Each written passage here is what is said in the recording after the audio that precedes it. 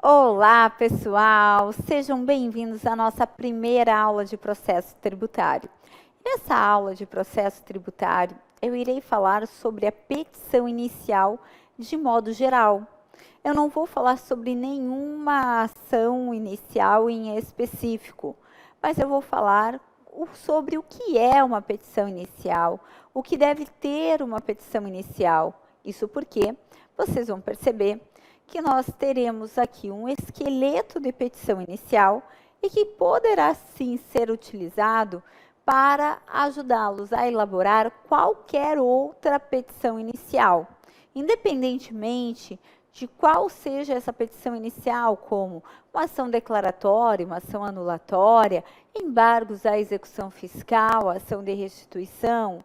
O que eu quero primeiramente é que vocês pensem comigo sobre uma petição inicial. E aqui, então, nós iremos iniciar o raciocínio jurídico para o processo tributário. Logo, vocês não terão que ficar decorando o que tem que ter uma ação declaratória, o que tem que ter uma ação anulatória. Vocês vão conhecer de forma geral o que deve ter em uma petição inicial. E vocês vão ver também que isso vocês vão carregar até o dia da sua prova e até, na verdade, para o resto da sua vida. O que acontece é que, com esse padrão de petição inicial, com essa estrutura, como se fosse uma receitinha de bolo, isso vai ajudá-los a elaborar, como eu disse, qualquer petição inicial e, inclusive, também, quando chegarmos lá na parte dos recursos, vocês saberão como é a estrutura de uma peça.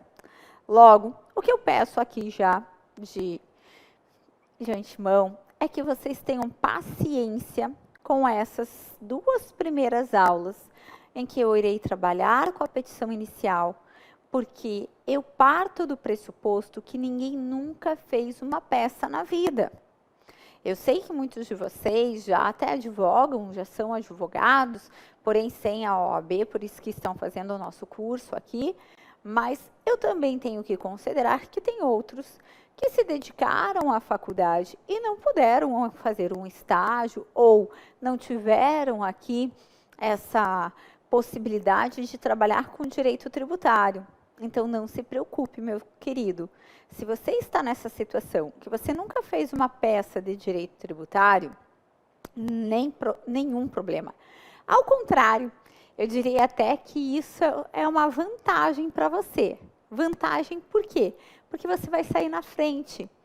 Você vai aprender aqui como a FGV gosta que você faça as petições iniciais, como ela vai pontuar, que é um pouco diferente, sim, do que a gente faz na nossa prática. Por vezes, durante a aula, até vou fazer um comentário ou outro, fazendo uma comparação, mas com a finalidade de chamá-lo aqui para o raciocínio jurídico, tá? Logo, você que já advoga, que já trabalha em um escritório de advocacia tributária há muitos anos, eu peço que você deixe seu salto alto de lado, porque salto alto e exame da OAB não combinam, e mergulhe aqui nesse aprendizado, nessa programação para o seu raciocínio jurídico, porque isso vai te fazer bem. Lembrando também que no dia da sua prova, você não vai ter um computador para fazer um recorta e cola. Você vai ter que, escrever tudo, né? Escrever tudo do próprio punho. Então, é importante realmente que você se atente aos detalhes. Tudo que tem que ter numa petição inicial. Sabe aquilo que talvez a gente nunca se perguntou? Por que foi endereçado para a Justiça Federal e não para a Justiça Estadual? Aqui a gente vai ter que pensar, porque na sua prova a gente não vai fazer recorte e cola. A gente não vai ter já um modelinho que a gente vai fazendo as adaptações. A gente vai ter que usar, sim, o nosso raciocínio jurídico. Então, convido vocês para que, com muita paciência, passo a passo, façamos juntos a reflexão sobre uma petição inicial. O que tem que ter a petição inicial? Bom, como o próprio nome diz, ela é a responsável por dar aqui o andamento em um processo, não é? Ela é a petição inicial, a primeira peça.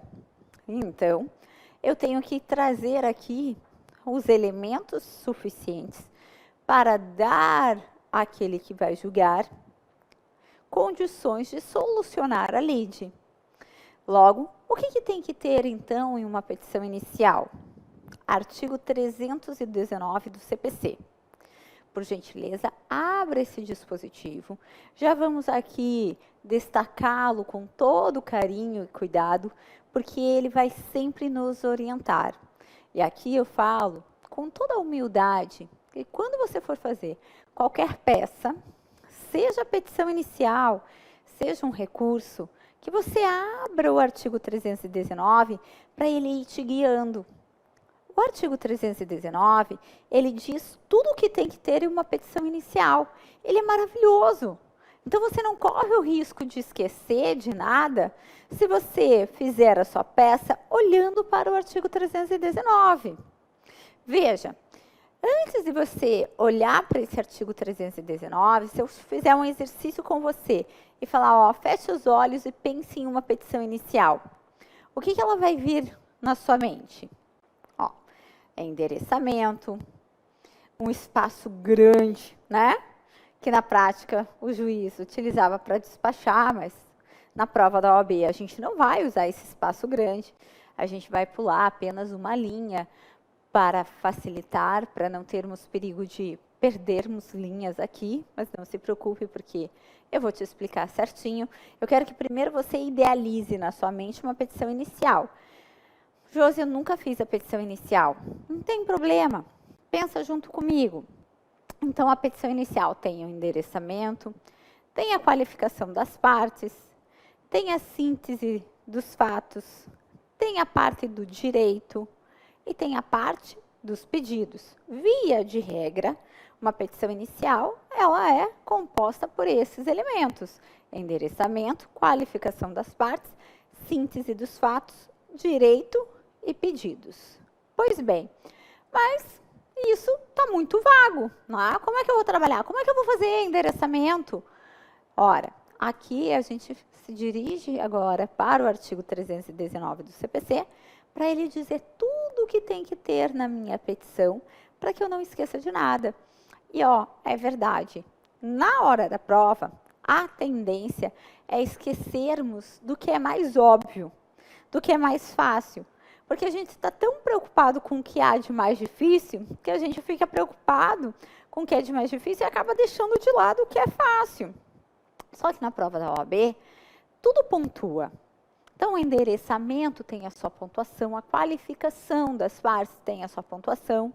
E isso eu chamo de pontos fáceis. Esses pontos fáceis, você é proibido de errar.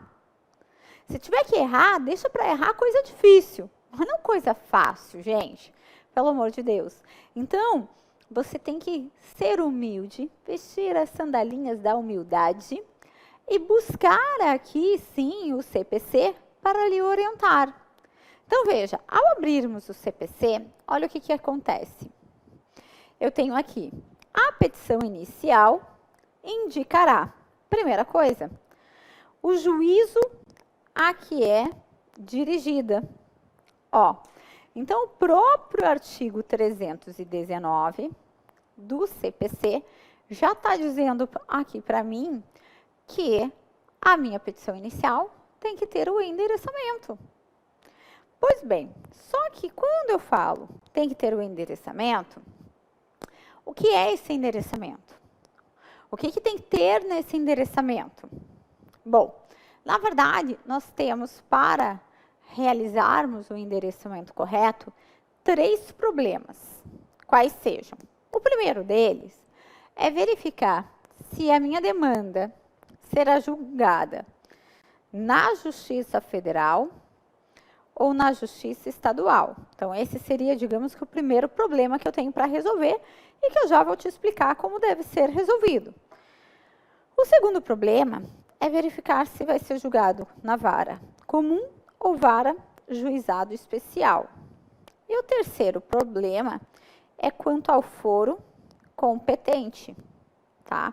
Então, eu tenho aqui esses 3 problemas que eu tenho que resolver para fazer um endereçamento correto. Bom, quando eu estou no escritório, talvez eu nem pense sobre isso, porque já vem tão mastigadinha, não é? Pois bem, mas na prova da OAB eu tenho que ter esse cuidado. Aqui, quanto ao primeiro problema, saber se minha demanda será julgada na Justiça Federal ou na Justiça Estadual.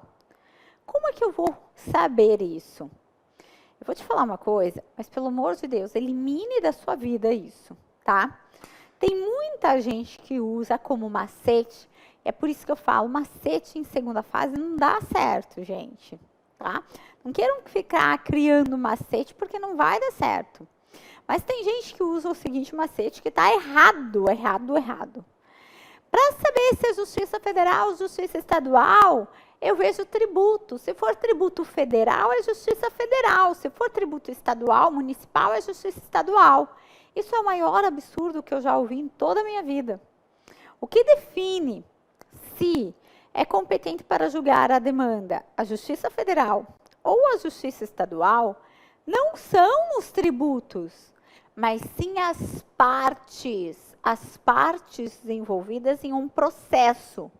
Então, o que vai definir se é competente para julgar Justiça Federal ou Justiça Estadual são as partes, tá? Então, esqueça esse negócio. Se é tributo federal, é Justiça Federal. Se é tributo estadual, é Justiça Estadual. Isso não existe. Se você quer saber se é competente para julgar Justiça Federal ou Justiça Estadual, você tem que olhar para as partes. E por que, Josi, que você diz isso? É uma regra sua? Não, é uma regra da Constituição Federal. O artigo 109 da Constituição Federal, e aí quem está acompanhando a aula, que tem que estar acompanhando a aula com o nosso VAD, né? Você abre lá no artigo 109 da Constituição e veja lá. O artigo 109 diz: sempre que a União, suas autarquias e empresas públicas federais forem parte, será competente para julgar a Justiça Federal. Então, vem cá. Vem para grifar. Pode grifar. Josi, quando você fala grifar, isso não é identificação de vade-mecum? Não, tá? Grifar eu posso, tá? Circular algumas palavras eu posso também, não tem problema, tem muita gente que faz um terrorismo, mas não, confia. Gente, faz mais de 15 anos que eu dou aula para a OAB. Só da banca da FGV, eu já passei por todas elas, ó.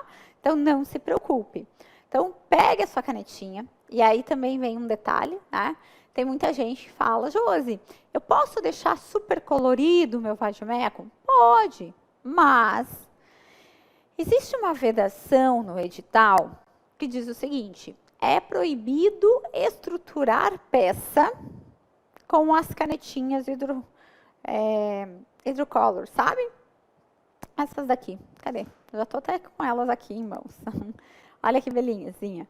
É proibido você estruturar peça com canetinha. E aí você vai falar: Josi, como é estruturar peça com essas canetinhas? Eu vou ser bem sincera, eu não sei, porque eu nunca estruturei peça. Porque isso sempre foi vedado em nosso edital. Agora, para termos essa vedação, é porque alguém já fez essa estruturação de peça. Logo, se eu não sei como é fazer a estruturação de peça usando canetinha, você também não sabe, penso que o nosso fiscal também não sabe. E aí, para o fiscal querer tirar o nosso VAD por um elemento subjetivo como esse, é mais fácil, né? Então, assim, para evitarmos problemas, eu sempre adoto duas cores, tá? Para grifar o VAD. Mas aí, cada um é cada um. Eu adoto o amarelo para a regra, até porque para mim facilita. A hora que eu abrir, eu já vejo que tem ali uma regra. Eu adoto o laranja, a cor laranjada, que é meio um rosa salmão, né? Mas eu adoto o laranja. Aí você pode adotar a cor que for, claro, né? Para trazer as exceções. Porque aí também te chama atenção na hora que você abre para fazer a prova. Que você se depara ali, meu Deus do céu, ó, aqui está a regra, Mas, opa, tem algo aqui em laranja que é exceção. De repente, é bem o caso da sua pergunta. Então, eu gosto de fazer dessa forma. Mas, vou ser bem sincera, eu já paguei vários vademecums bem coloridos.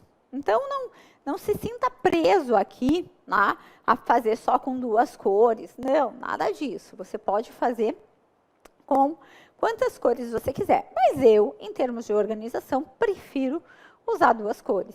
Uma para regra e a outra para exceção. Talvez porque eu sou meio perdida nesse negócio de ficar criando muita regra, que daí eu me perco e acabo não aprendendo o que eu tinha que aprender. Mas cada um é cada um. Então, vem comigo lá para o artigo 109 da Constituição, que a gente vai utilizá-lo muito, para grifarmos já. Então, o artigo 109 diz, sempre que a União, então, buscar a canetinha aqui, cadê? Marca texto. Ai, ai, ai, ai, ai. Volte. Aqui. E a minha marca-texto não está funcionando. Tudo bem, vamos fazer de conta que tá. Então, ó, deu certo. Artigo 109. Aos juízes federais compete processar e julgar. Então, aos juízes federais compete processar e julgar. Inciso 1. As causas em que a União, entidade autárquica ou empresa pública federal forem interessadas na condição de autoras, rés, assistentes ou oponentes, exceto as de falência, as de acidentes de trabalho e as sujeitas à justiça eleitoral e à justiça do trabalho. Então, veja. Sempre que a União, suas autarquias ou empresas públicas federais forem partes, não importa se é parte autora, não importa se é parte ré, não importa se é parte sozinha, não importa. O que você vai guardar para a sua vida é sempre que a União, suas autarquias e empresas públicas federais forem parte, será competente para julgar a Justiça Federal.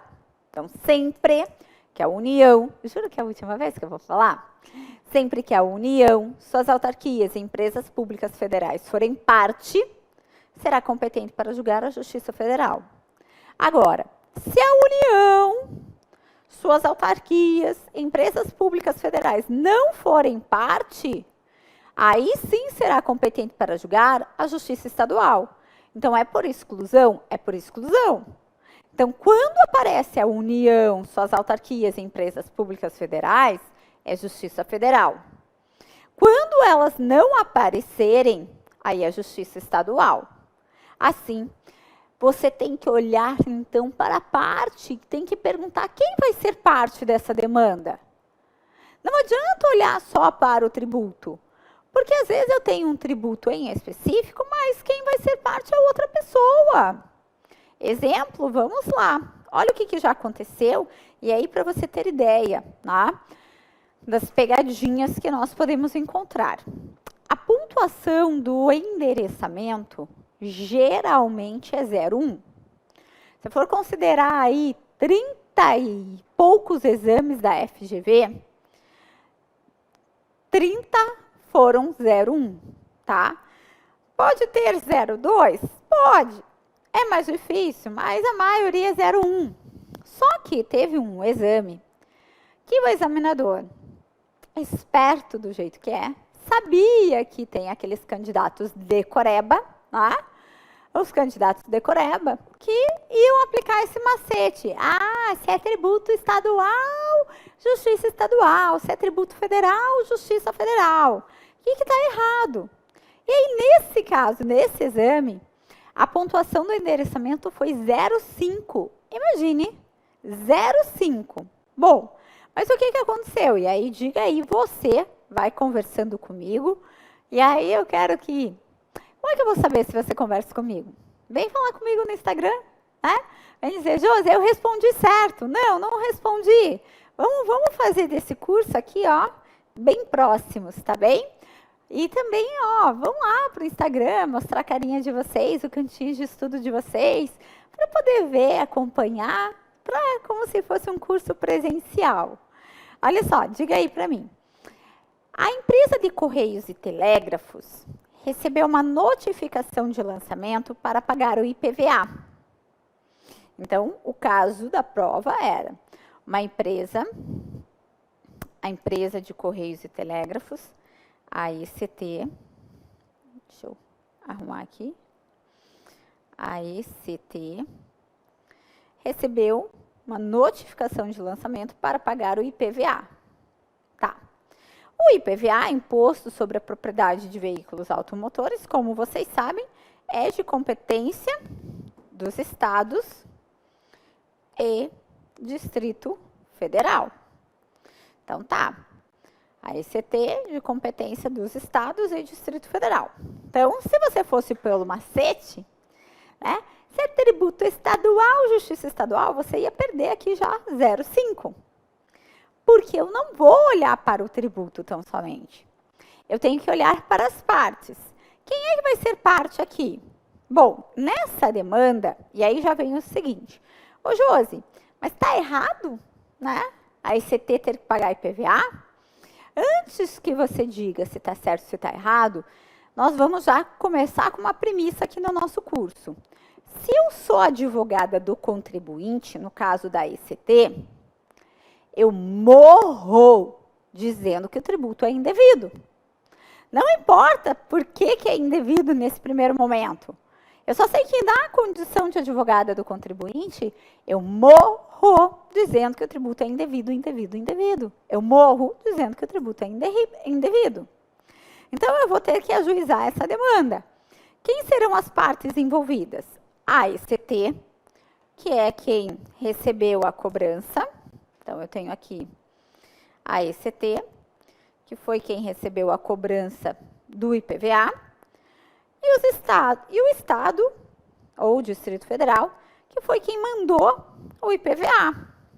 Então, teremos ECT como parte autora e o Estado como parte ré. E aí, aonde que eu vou ajuizar essa demanda? Eu tenho que me lembrar que sempre que a União, suas autarquias e empresas públicas federais forem parte, será competente para julgar a Justiça Federal. A ECT, Empresa de Correios e Telégrafos, é uma empresa pública federal.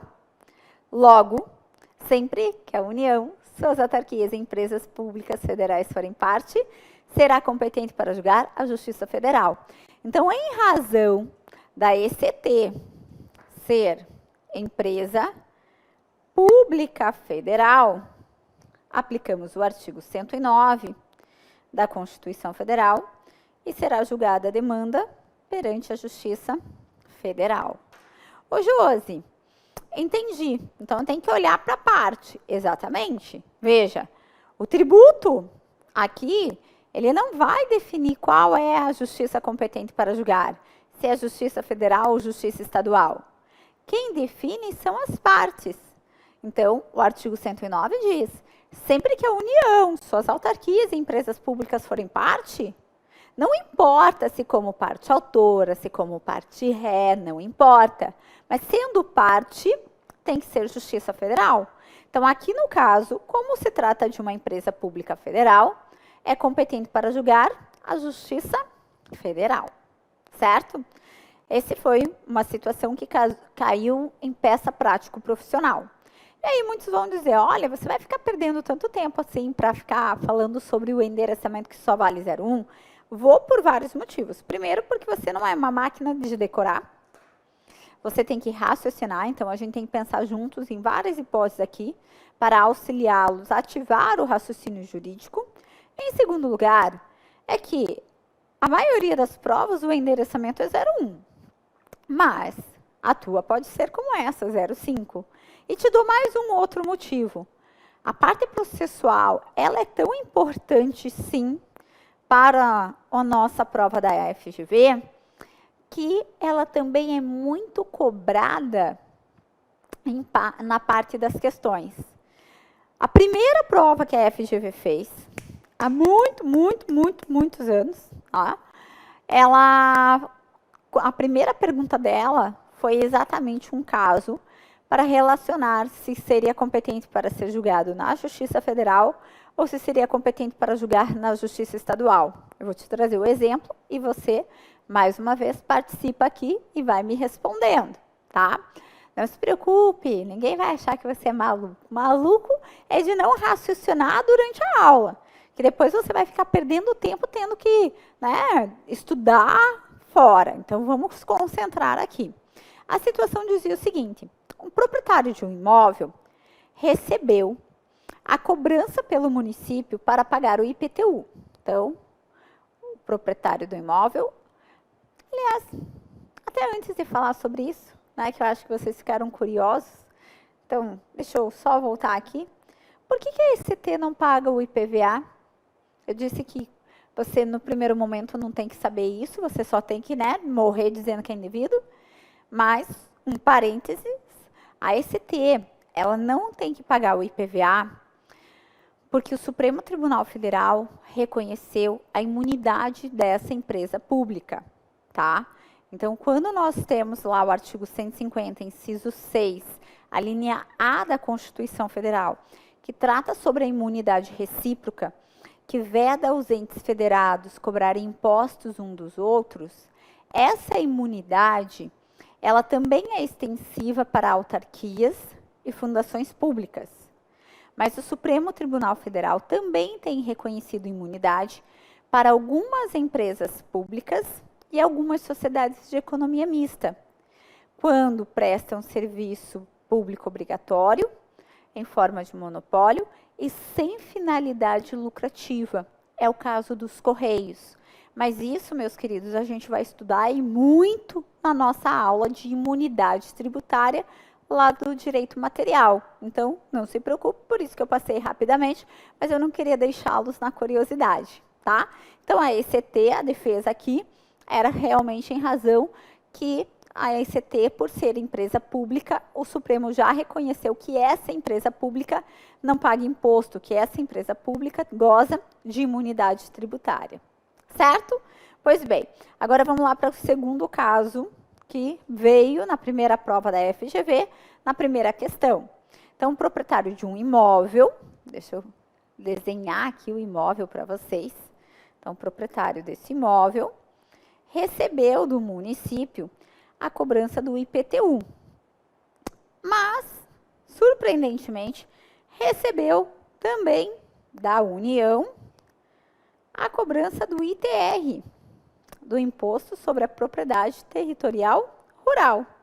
Então, esse sujeito aqui, ele recebeu a cobrança de 2 impostos pelo fato dele ser proprietário.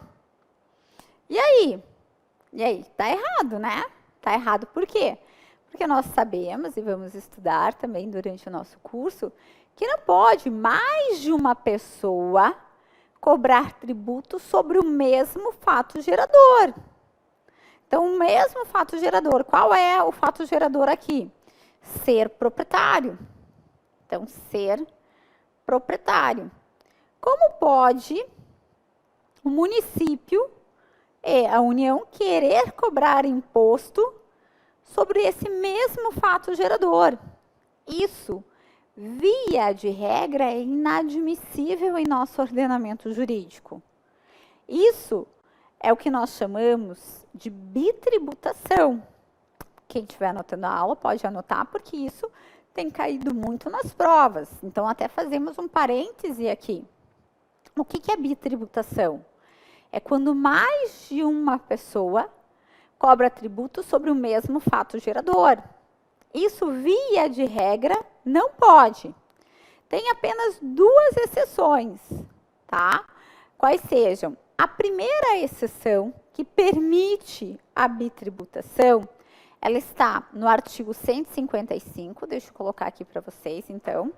Está no artigo 155, parágrafo 2º, inciso 9, a linha A da Constituição Federal. E diz respeito ao ICMS, que eu já vou te explicar. E a segunda exceção está no artigo 154, inciso 2 da Constituição Federal, que diz respeito ao imposto extraordinário guerra.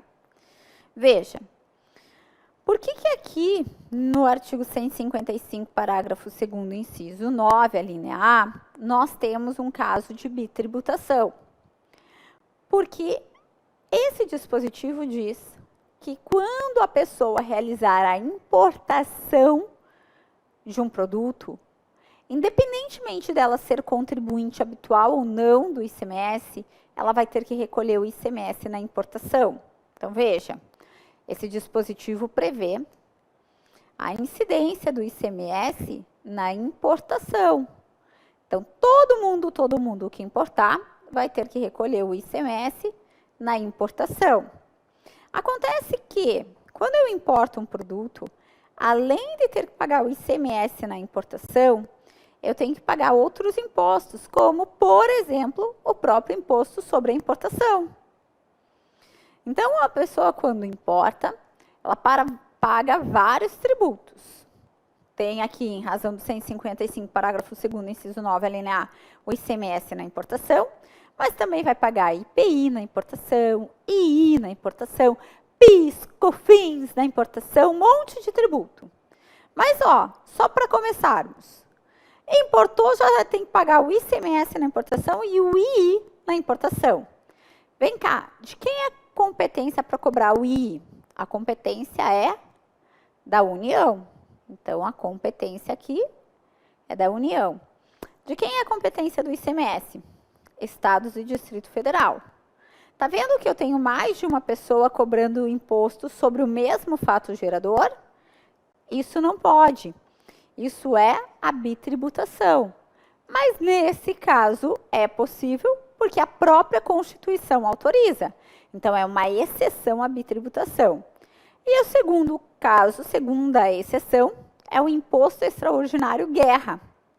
O artigo 154, inciso 2 da Constituição Federal, determina que, em caso de guerra externa ou sua iminência, a União poderá criar um imposto que tenha qualquer fato gerador já existente. Então, a União vai poder criar um imposto, em caso de guerra, que tenha qualquer fato gerador já existente. Se tiver um fato gerador de um tributo estadual, eu vou ter aqui a bitributação, porque é mais de uma pessoa cobrando imposto sobre o mesmo fator gerador, o que é vedado, mas essas são as duas únicas exceções. Atente-se, enquanto a bitributação ela é vedada em nosso ordenamento jurídico, o bis in idem é possível. O que é o bis in idem? O bis in idem é quando a mesma pessoa cobra tributo sobre o mesmo fato gerador. Aí não tem problema, porque é a mesma pessoa cobrando tributo sobre o mesmo fato gerador. Na bitributação, eu tenho mais de uma pessoa cobrando tributo sobre o mesmo fato gerador. E no bis in idem, é a mesma pessoa cobrando tributo sobre o mesmo fato gerador. Um exemplo, que inclusive já caiu em primeira fase da OAB, é com relação, deixa eu trazer aqui para vocês, o que acontece no IRPJ, CSLL. O IRPJ, que é o Imposto de Renda à Pessoa Jurídica, incide sobre o lucro da pessoa jurídica. A CSL, que é a Contribuição Social sobre o Lucro Líquido, incide sobre o lucro da pessoa jurídica. Você está vendo, então, que eu tenho dois tributos aqui que incidem sobre o mesmo fato gerador, qual seja o lucro da pessoa jurídica? Pois bem, só que, vem cá, de quem é o IRPJ? Da União. De quem é a CSL? Da União. É da mesma pessoa. Então, como o dinheiro vai tudo para a mesma pessoa, não tem problema. Isso é permitido. Quando a mesma pessoa cobra tributo sobre o mesmo fato gerador. Outro exemplo de bis in idem é o que acontece com o PIS e a COFINS. Ambas contribuições da União que incidem sobre a receita da pessoa jurídica. Zero problema. O que não pode é a bitributação. E aí, quando eu estou frente à bitributação, o que acontece? Eu tenho aqui, como caiu já na primeira prova, essa hipótese. A União vem cobrando o ITR e o município vem cobrando o IPTU. Nós temos uma ação específica para resolver esse tipo de situação, que nós vamos estudar em aula específica, que se chama consignação em pagamento. Prevista no artigo 64, inciso 3 do CTN, é quando mais de uma pessoa cobra imposto sobre o mesmo fato gerador. E aí, eu tenho que defender meu contribuinte por meio de uma consignação em pagamento. Nessa consignação em pagamento, eu vou chamar o juiz e falar: juiz, venha cá e resolva aí para quem eu tenho que pagar, porque município e União estão me cobrando. Então, veja, quem serão as partes nesse processo, nessa ação de consignação em pagamento? Parte autora é o proprietário, então eu tenho como parte autora aqui o proprietário, e os réus serão União e município. Logo, a pergunta aqui não quer se calar. Quem é que vai julgar essa demanda? A Justiça Federal ou a Justiça Estadual? E o que você me responde? Sempre que a União, suas autarquias e empresas públicas federais forem parte, será competente para julgar a Justiça Federal. Dado ao fato que a União está aqui, então será competente para julgar a Justiça Federal em razão do artigo 109 da Constituição Federal. E aí, Josi? E aí que você tem que estar muito atento com isso na hora da prova. De modo que só poderia acionar a Justiça Estadual nesse caso se nessa cidade não houvesse Justiça Federal. Mas aí, quem vai dizer isso para você é a prova, tá? Considera que não tem Justiça Federal. Aí não tem jeito, tá? Aí eu tenho que ajuizar na Justiça Estadual.